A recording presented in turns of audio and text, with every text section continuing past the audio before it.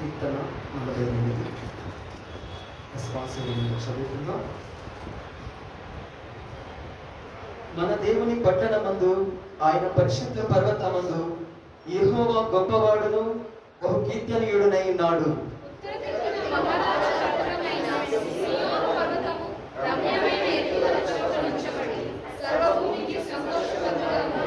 దాని నగరులలో దేవుడు ఆశ్రయముగా ప్రత్యక్షమగుచున్నాడు.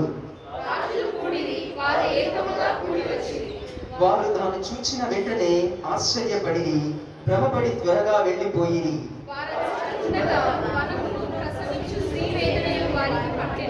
తూర్పు గాలిని లేపి తార్షీషు ఓడలను నీవు పగలగొట్టుచున్నావు.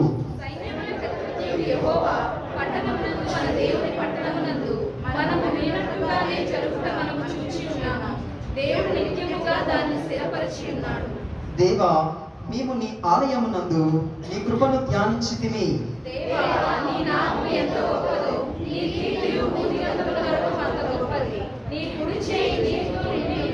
నీ న్యాయ విధులను బట్టి సియోను పర్వతము సంతోషించును గాక, యూదా కుమార్తెలు ఆనందించెదరు గాక.